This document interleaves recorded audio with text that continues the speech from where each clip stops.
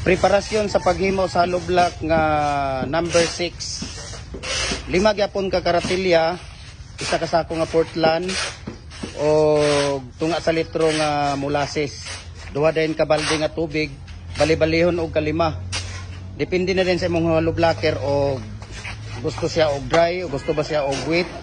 Depende na sa imong hollow blocker ang iyahang kuan. Dayon 100 ka buok ang ipagawas sa 5 ka karatilya nga sand and gravel o isa ka sako nga Portland cement. 120 ang pagawas sa number 6 nga hollow blocks.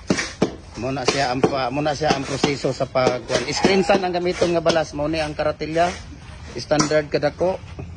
Mga balas, screen sand ang balas, ayagon depende sa imo unsay kuan, gusto dahol-dahol, gusto dagko-dagko, depende. After 24 hours disbisan ang hollow block aron mo season siya. So muna siya ang number 6 nga hollow block.